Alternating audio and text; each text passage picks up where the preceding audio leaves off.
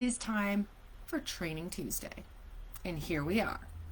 And I am in my glasses today because I don't know about you guys, but the allergies are trying to kill me. I've decided that my beautiful yard is trying to kill me because if I go out for more than 15 minutes, I can't breathe. So I'm living on Zyrtec right now. A week or two ago, 2 or 3 weeks ago, it was Claritin. And then I switched it up to Benadryl. Now it's Zyrtec. And I am taking any and all recommendations for allergy medications because I'm dying.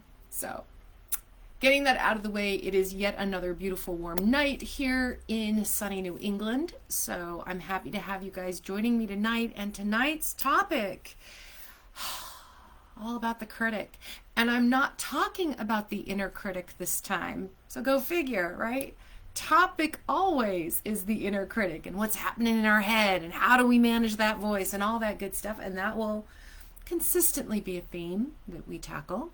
But today I wanted to talk about the other guys. The other guys, because how would your life be different if you felt like you had the drive of an Amelia Earhart? If you felt like you had the passion and power of a Margaret Thatcher, regardless of politics, okay? If you felt like you had the sense of purpose of a Florence Nightingale, if you felt like your inventive creativity could get out there in the world like a Hedy Lamarr, right? If you had, I picked those women purposefully because they had very specific goals and dreams in very different fields, and they all were coming up in their areas at a time where, holy cow, it was hard. It was hard. It was different. And that's not to take away for how hard it is now these days for women to still be in a corporate environment or to launch their own business or to achieve their goals. But trust me, these women paved the way so that it's a little easier for us than it was for them. So kudos to them for that. But these women achieved amazing, incredible things, had really interesting careers, and had a whole ton of critics along the way. Oh, a whole bunch of high-powered, high-level, we're talking like world leaders and business tycoons and Hollywood, I forget what you call them, but the people who run Hollywood, right? Criticizing them, trying to put them down, trying to limit what they could do. And despite the critics, they moved forward. So that's thinking about that, thinking about how much we face, how much external criticism we face, made me think. To live a bold, passionate, exciting, remarkable life, we need to be able to manage the skill of handling the naysayers. And that's what I want for you guys. And that's why you're here in the group, right? We're looking to be brave, to be courageous, to tap into the passion that lights us up and say, I can make this work. Not just I can make this work, I am going to make this more than work. I am going to make this incredible. So, hello everybody. It's great to see you. Hey, Jackie. Good to see you. I'm glad you're back. Hi, Carla. It's been a long time. Joyce, good to see you. So for everybody who's here, if you're new, welcome to Training Tuesday. My name is Natalie Hahn, and I am your coach, CEO of Dirty Girls Consulting, and you are here in our group, Accelerating Leadership for Professional Women, where we are focused on any and all topics related to managing our careers, managing work-life balance, and carving out that path where we get to have it all. Because we can, but we do have to work for it. So there's no getting around the work. The work still has to happen, but it can be done. So I want to open up with this question, and as always, ladies, say hello in the chat, introduce yourself to each other, ask questions of me, of each other, participate in the conversation. I love that. But the question I wanted to start up with tonight was, when is the last time that you were criticized? When is the last time you recall being criticized? And criticism is such an important topic because It's the criticism we get when when we're little, when we're young, that creates some of the patterns that we still hold on to today as adults. It's that criticism we got when we were younger that can sometimes create a drive or create an ambition that isn't an innate one. It isn't because I truly love this thing, it's because I'm trying to prove the critic wrong.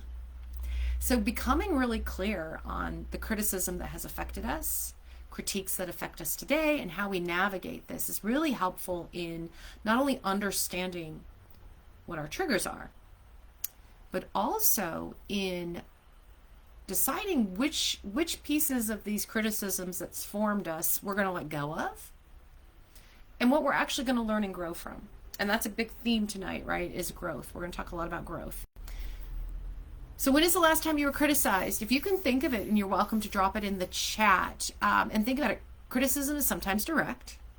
Sometimes it's you look terrible in that color. You should have gone straight. Why'd you go left? You're driving too slow. You're driving too fast. You're talking too loud, right? Criticism can sometimes be very direct and kind of smack us in the face. Criticism can also be indirect, or the phrase we love, passive aggressive, right? Don't you think you should have fill in the blank, right? Somebody questioning, undermining a decision that we made. Not questioning in that helpful, curious way, questioning in that I am indicating to you through my phrasing and my tone of voice that you didn't do this correctly, right? We know a lot of people who are masters of that particular technique. There's all kinds of ways. I can remember when I was first engaged to my ex-husband, we had just gotten engaged, and we were talking about wedding plans, and I was having dinner at my father-in-law's house, and he was not a fan of mine early on in the marriage. We actually became close later, but before we got married, he was not a particular fan of mine. And as we were talking about wedding plans, he was asking me about what colors were going to be at the wedding.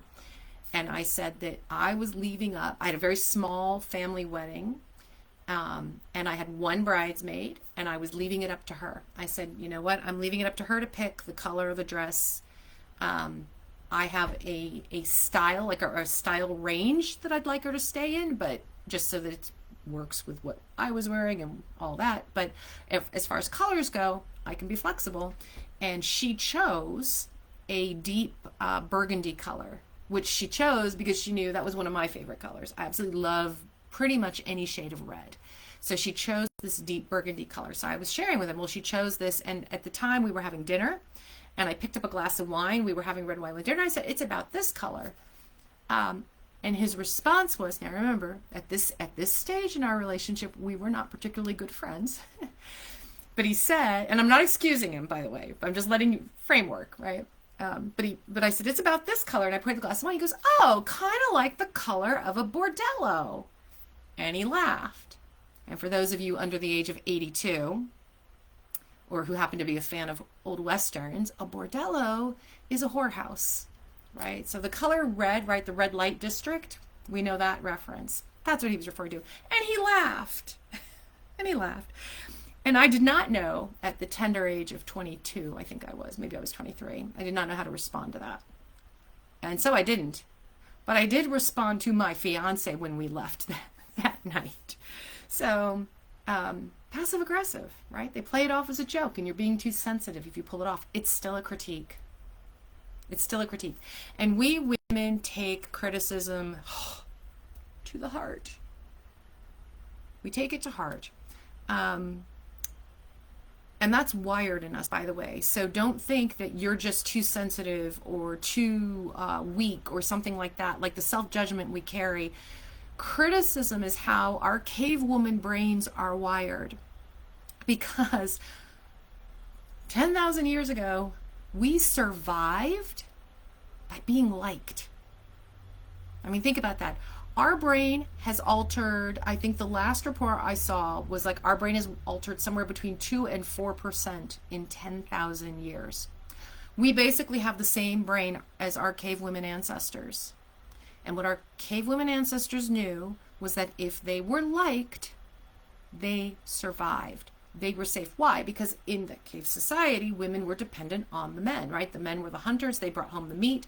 The women were the gatherers. And sure, we could survive-ish, right? But we also lived in community. And for most of those communities, they were run by men who were the ones who were the hunters and the protectors. So my survival was based on some man taking me into his clan and protecting me. My being part of this community that for the most part was male run, male dominated.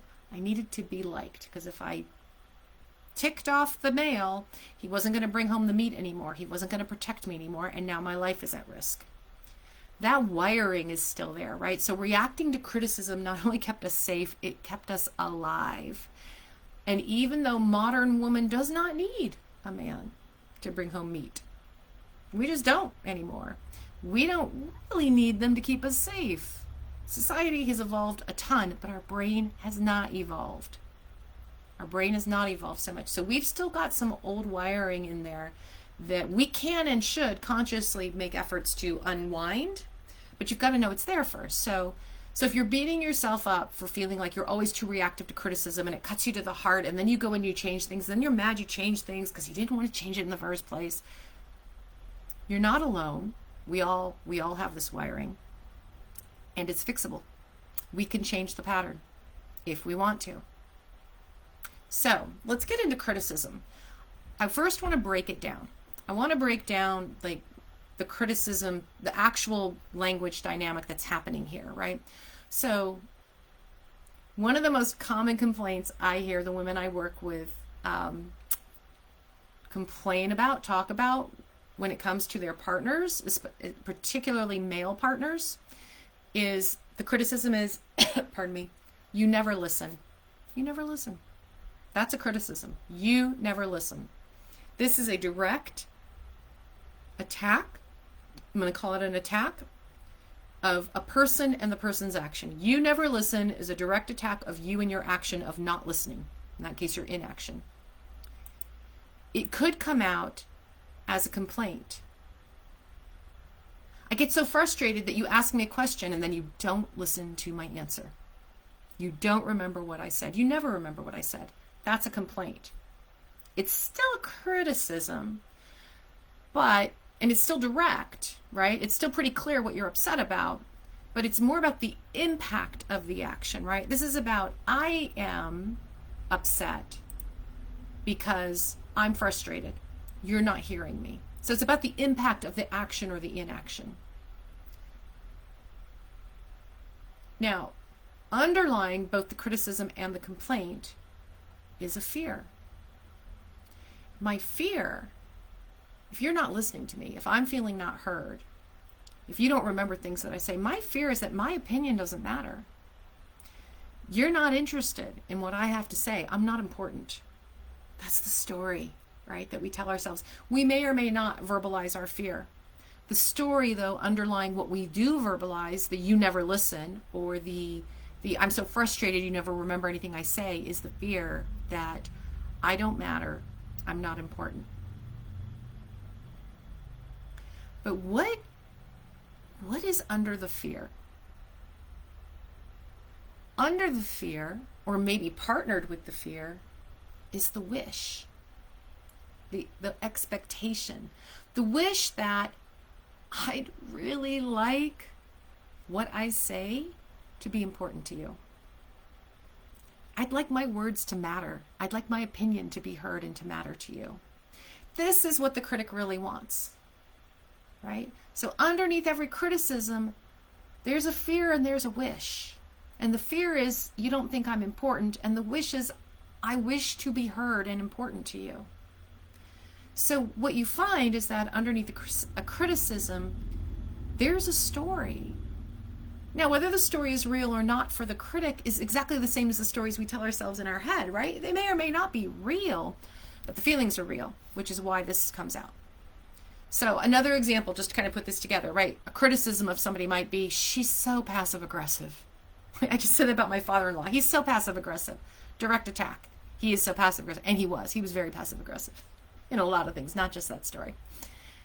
My complaint, right, to to my future husband was, he talks about me and pretends like I wouldn't understand that he's insulting me. He's always insulting me. And I feel so frustrated and hurt that he insults me. I don't want to be around him, right? So I'm talking about the impact on me.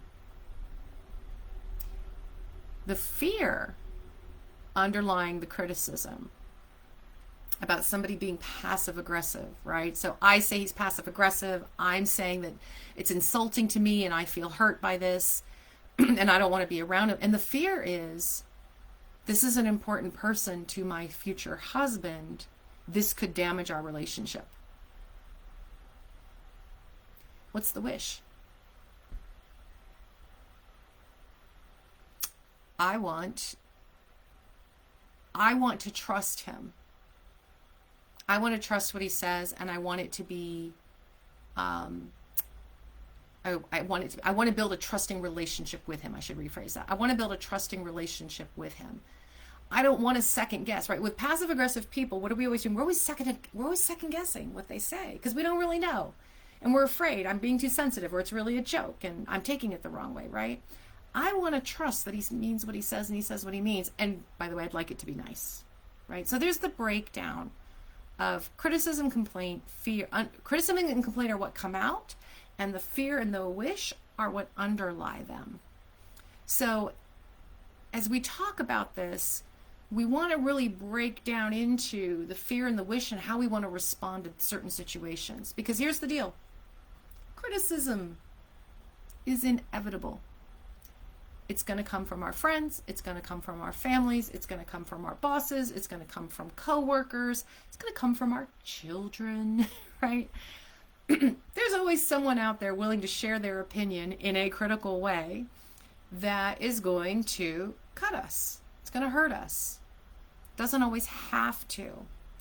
And if we can harness the power, the leadership skill, to not be reactive to it, but to choose how we're going to respond whenever any criticism is lobbed at us, if we can do that, then we've given ourselves the room. We've given ourselves permission, and we have created the space to go do those amazing things. Because we have set aside the critiques, and we have not wasted our energy on that. Because, boy, dealing with critics, energy drain. Huge energy drain, right? So I promised you guys tonight the five tips around dealing with criticism. So the first one is going to shock you. You're never going to have heard this before. But the first one really is embrace your inner confidence. When we are criticized, one of the reasons why criticism stings is because it goes against something in us. Maybe it rubs against a value. It rubs against a decision we've made. But it goes against something we've chosen, we've selected, something that we know is right for us. So cultivating your own self-trust, reminding yourself that you are the expert in your life and no one else is, that you know yourself and the choices that are right for you better than anyone else, means that you are staying armed. You are staying armed with a level of self-confidence that deflects criticism. Have you noticed people who are habitually critical are what? They're bullies. They're bullies. And have you noticed that bullies always pick on the people that they're pretty sure are not going to push back, are not going to call them out or challenge them, are not going to hold boundaries, are most likely going to do what they want, right? Bullies have developed sensitivity to who's a good victim for them. But when you show up a certain way, bullies don't pick on you. They don't want to deal with that, right?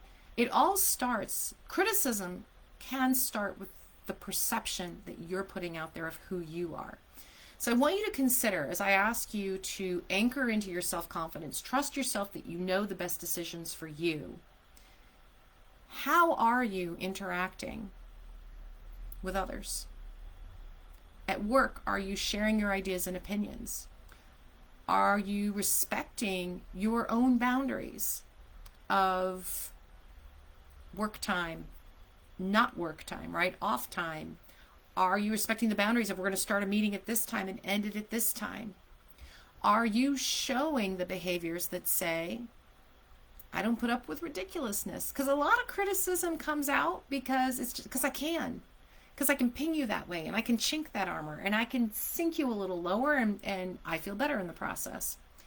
If you're showing up though as somebody who's confident, as somebody who honors her own boundaries, who doesn't have a problem sharing ideas and opinions and taking feedback, if you show up as a leader who holds herself accountable for what she promises to do, who holds her team, her peers accountable for work quality, right? We do good work. For deadlines, we're turning things in on time.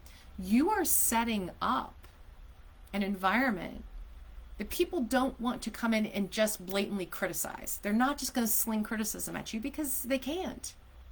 They can't. You've set a boundary that doesn't make that comfortable for them. So you can set the stage for just how much criticism you're going to be open to by how you show up. And you get to decide where and how you're going to hold your boundaries in order to refute the criticism.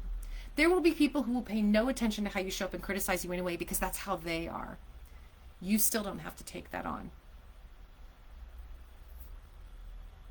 So Jackie, I'm just reading your comment here.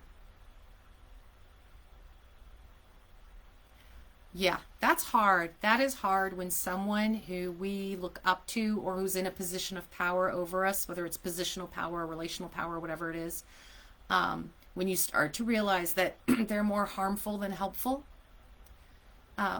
it's hard to sever those relationships, right? It's hard to shift where you put your energy and your trust.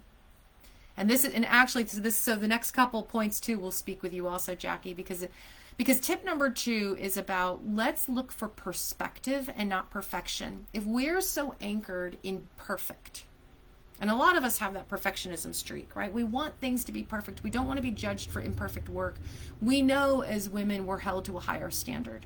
We know that there's this expectation that we have to work harder and work longer to get the same benefits. With that perspective out there, then, we hold ourselves to this standard that kills us and drains us. So here's the thing. We want to look for perspective, not perfection. We've never won at the perfection game, by the way. We keep playing it. We never win at it. If you meet criticism with defensiveness, right, you immediately jump in and start defending, you are setting up the battleground. So what if, when the criticism is flung at you, whatever it is, justified or unjustified, what if instead of viewing it as an attack, you choose to look at it as an opportunity for growth? Which means your mission, when somebody throws a piece of criticism at you, is to dig deeper. It's to be curious. It's to ask the question, what do you mean by that?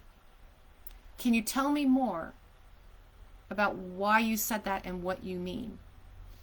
We get so caught up in winning or losing, and we feel like if they criticize me and I don't defend myself, or I don't come back with a smarter answer, or I'm not right in the first place, we think we lose.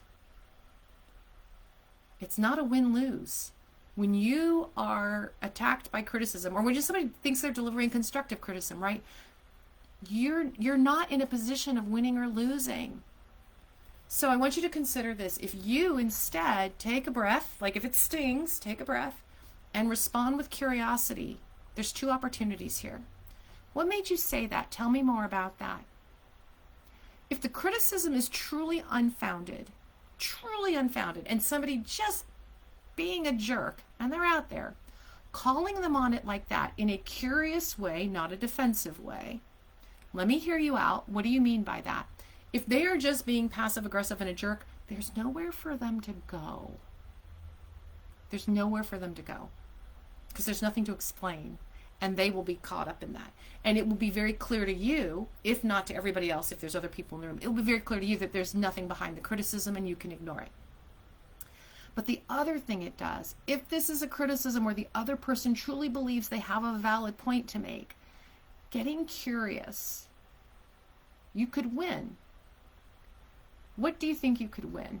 And if you can think of something, share it in the chat. But I'm thinking about if you're in a situation where somebody says, Natalie, you're completely wrong on this situation. And I can't believe you came to that conclusion because honestly, it's obvious that over here is the right answer. And I'm going to go, okay, I hear what you're saying, but can you tell me more about that? Because I clearly came to a different conclusion. So tell me more about how you got to that right answer. And let me see if I can understand this better. What do I win by doing that instead? Yeah, respect is a big one. I'm building a relationship with the dissenting voice, with the person who's critiquing me. I'm giving them a chance to be heard. What if their criticism came out from the fear of they're never heard? And so they're just mean and they throw things at people because at least critique gets heard, right? Building a relationship for the person who has a different opinion or a different idea to be heard, potentially to be validated, but they at least get to say their piece. I'm building a relationship with anyone and everyone else in the room because they're now observing that I am taking a position of being a listener.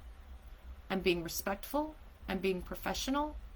I am putting myself out there as being open to being wrong. I'm open to maybe having some new ideas. I'm building a better relationship with myself because I'm putting myself very uncomfortably on the line of being challenged. Because what's the fear in my head, right? What's the fear in your head when somebody says, you're wrong? We immediately want to defend because we don't want to look stupid, look unprepared, feel like we're not ready for the role, right? Feel like the fraud or the imposter. I'm building a relationship with myself when I allow myself to breathe and go, I can be challenged and still be a leader. I can be wrong and still have the respect of people. Also, when you do this, you are genuinely opening yourself up to a new idea, to a new perspective. Whether you agree or disagree with what the critic is saying is irrelevant. You are now getting a better understanding of where that viewpoint comes from. And if there are other people in the room, or if there are other people being influenced by this, you now have more information to work with and to figure out now, how do I persuade these other people to my side? Because I understand their side and I see where they're coming from, but I still think I have the right path. But you now have more information to work with. It gives you better ways of thinking about, how do I have a deeper conversation with this person? You are giving yourself the opportunity to be wrong. To actually say, you know what, you're right. Now that you've explained that and I see it differently, that could be a better option. When we're allowed to be wrong, when we allow ourselves to be wrong, we're showing other people that we have the confidence to show up. We're not dictators. We're not know-it-alls. We're leaders. Leaders are not always right, and leaders do listen to teams around them. We also give ourselves the opportunity to be right. You give yourself the opportunity to hear the other person out and go, I get it now. I understand where you're coming from. Let me share with you how I got to my perspective, because there's a different piece of information I have that maybe you didn't have. Let's talk about that. So this is not about achieving perfection. This is not about trying to look smarter than everybody else. And this is not defending yourself against being perceived as being dumb. Because those aren't real. Those are what's in our head.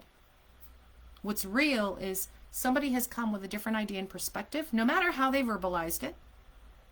Somebody's come with a complaint. Somebody's come with a problem or a challenge. And you have said, as a leader, I'm going to open the table for this. Now, having given you all that advice, tip number 3 is choose your battles wisely.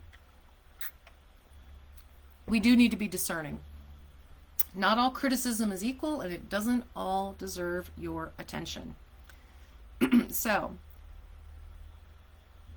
part of that, somebody slung an arrow, and it's pierced. And now we have to sit down and breathe and go, okay, is this an arrow that I just yank out and throw away?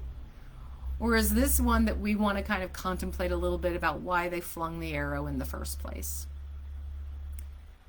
We need to discern constructive criticism that we can learn and grow from kind of baseless negativity, right? The negativity that just, my father-in-law's comment about the color of my bridesmaid's dress, there was nothing to learn from that. That was baseless negativity.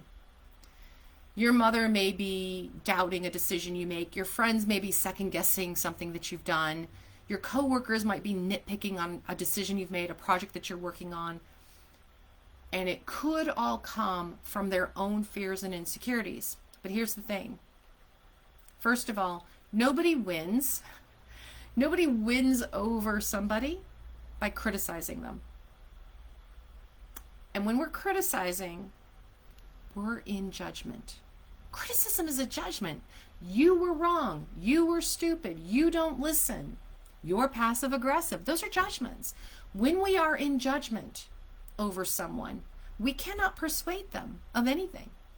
Because when you're on the receiving end, all you're thinking is, what a jerk, go away, right? When we're on the receiving end of being criticized, we're not persuaded by that. We're not convinced. Just because my sister said, I don't have a sister, but if I did, just because a friend tells me, oh, Natalie, you look horrible in the color yellow, I will probably never wear yellow again. But that doesn't mean I'm persuaded I look bad in yellow. It means I'm reacting to the fact that no one else thinks I look good in yellow, so I better stay away from it. So you can't win over someone else if you're in judgment of them. Just like that, they can't persuade you that their criticism is correct when they're in judgment over you. So, right, that goes both ways. No one wins. So before you jump into the arena to fight the criticism, because our initial reaction is wanting to defend, I want you to consider two things. Who is this coming from, and what is their motivation? So for years, for example, my parents, for years, it's not anymore, by the way, but for years, my parents would subtly criticize, right? A little more passive-aggressive side, criticize my career choices. Are you sure you want to do that? Why don't you go get a government job? Why aren't you applying for the Foreign Service? Why aren't you? Shouldn't you? Don't you think you should? Sometimes those are criticisms. I was making different choices. I come from a long lineage of government service workers. Government service, that's what my family's been all about, whether it's military or State Department or other branches of the government service. That's where my family historically has worked. Not me. I went corporate. My parents don't understand the corporate world. So they would make these comments when earlier in my career of, are you sure that's what you want to do? And why aren't you applying for this kind of role instead? And you should really think about the security of a government job, right? All of those things were coming out. They had a fear, right? So the criticism was, why aren't you doing these things? Why aren't you going the more secure, stable route? This is better for you. It's better for your family. The fear underneath it was their fear for my financial security, stability, even my lifestyle to some extent, right? But just knowing that I would be taken care of long term. That was the fear. The wish was that I would follow footsteps that they understood to be safe. But it came across as, Natalie, you're making some pretty poor career choices. So one, consider the source. Now, when my parents made some criticisms of my corporate choices, I knew. I didn't argue with them. I did not argue with them because I knew, one, where they were coming from, and two, they do not understand the corporate world. So their opinion of how I should handle certain corporate career choices wasn't relevant. Not that I disrespected my parents at all. I fully respect what they've done. They've done amazing things in their careers, but they had a different path, and I was in a different world. And corporate is different than government. And any of you who've worked in both, you know that. I grew up in one, and I work in the other. So, hey Terry, any of us who come from either a military or some sort of government background, you know the government world. It's a bubble. It's kind of like the academic world. If you come from the academic world, your parents are, university professors and things like that. You live in a different bubble. That's all. So one, I want you to consider who's the source of the criticism and what's motivating them. What's the fear and the wish underneath that criticism? And then the second is the criticism worth the conversation? is this person's opinion relevant? Is it relevant? Now, there was a time that I did apply for the government job and I did get a job offer. And at that point, if I was, at that point, when I had questions, I did call my dad. When I had questions about what this would really look like as a career and what sort of navigating the office in a government world would look like, I called him because his experience was completely relevant to that world. And it helped me make a decision. And the decision was I didn't take the job. But it was helpful. You have the option to decide that this person's opinion is not important. Their criticism is not important, and you can let it be. You can let it go. You can let the other person think you're dumb, you're wrong, you're selfish. You can let them think you're inconsiderate, you're foolish, you're short-sighted. Let them have their opinions. When you have acknowledged that this person has an opinion, but their opinion isn't relevant to what I'm doing, it isn't relevant to the life I'm building, you don't have to consider it. My parents have not criticized my career in any way in a long time, by the way, but there were several years where that was the case, and I had to really discern in which cases was I going to listen to them and take their advice, and in which cases was I going to go ahead and go my own route. Because I have a great relationship with my parents. I have no desire to ever erode that, but that doesn't mean they get to choose everything, right? All right, I know we're only on tip number 4 and we're running long here, guys, so I had so much I wanted to cram into this. I knew I was going to run long tonight. So if you can stay with me, I totally appreciate it. I've got 2 more tips, and I promise to go through them quickly, but I'm not going to short shrift anything. Tip number 4 is respond with grace and class. And that's the one thing I've been talking about in this whole thing is there is a way we respond gracefully, professionally, with kindness, right? When faced with criticism. Initially, we just want to lash out, right? Just say, you're a jerk, shut up, right? We don't want to listen to it. But if we can respond with a little more grace, we can do more to build bridges. We can do more to have that constructive dialogue. So responding with grace means you do take a breath. You stop, you breathe, maybe a few times if the person has said something particularly cutting, and you acknowledge it. I hear what you're saying. I hear you. You don't think this color looks good on me. I understand your opinion, Dad. You think I should have taken this other job. You acknowledge the criticism. And then you remember, behind every criticism is a wish. I hear what you're saying. I appreciate your thoughts. Can you tell me more about that?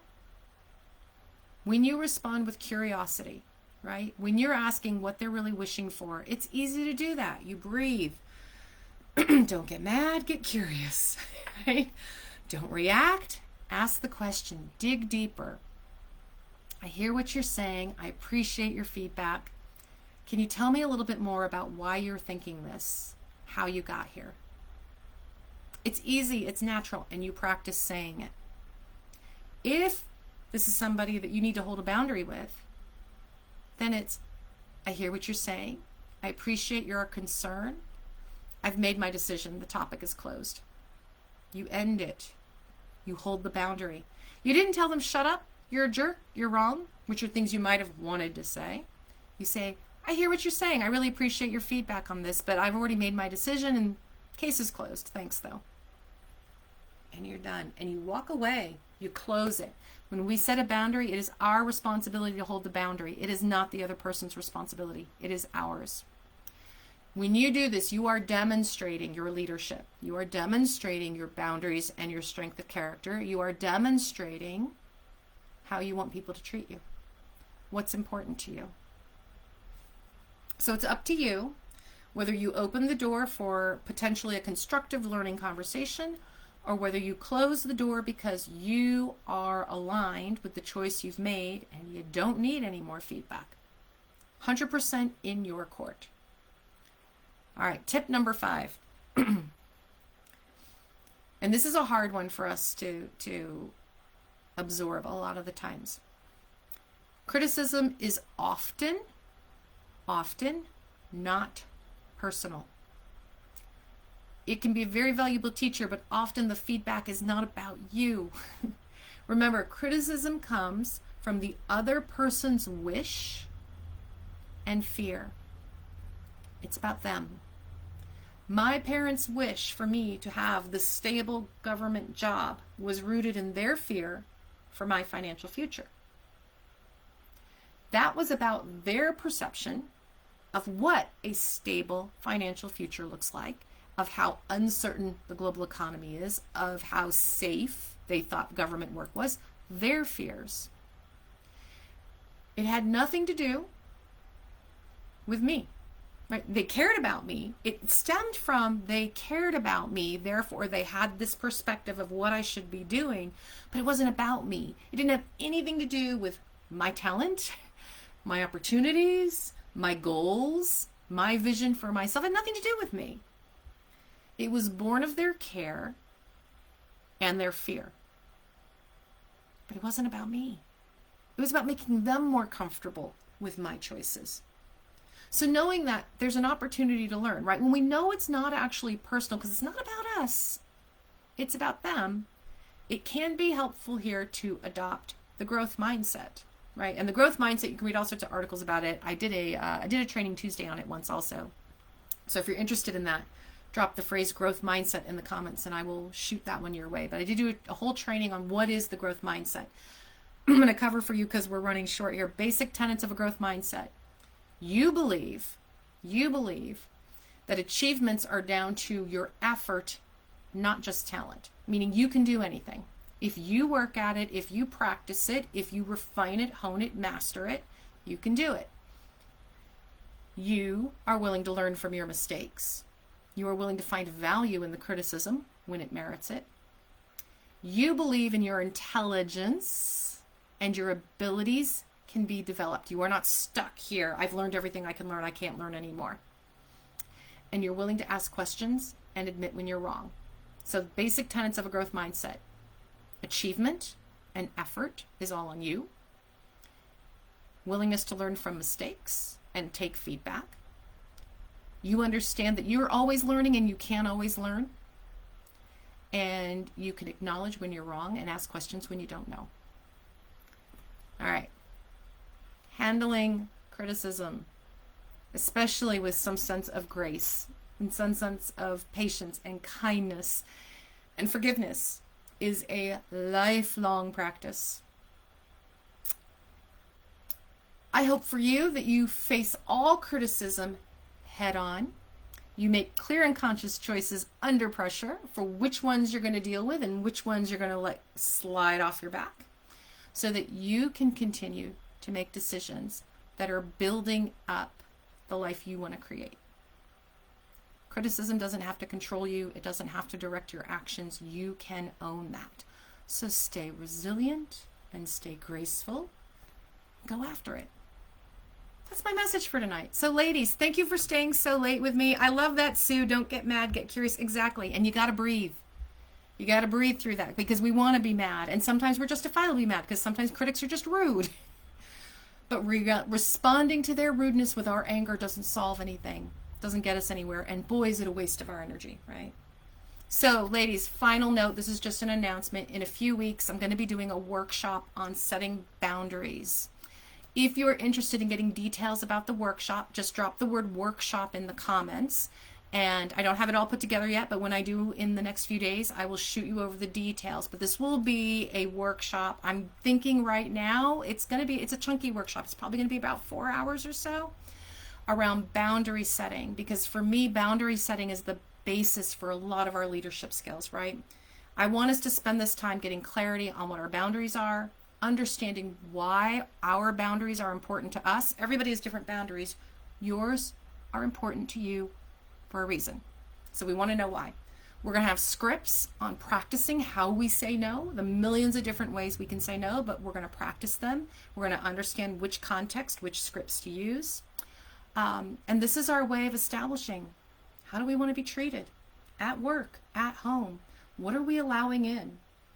Boundaries are how we own our value. They're how we create work-life balance. They are how we create peace. Boundaries are how we maintain peace in our world. Boundaries determine how much drama we let in or we don't let in and how we respond to it. So, thank you for sticking with me tonight. I see the workshop, guys. I will pass that information on to you as I pull that together. It's going to be fun. It's going to be fun. In the meantime, thank you for joining Training Tuesday. I hope you all have a fabulous week.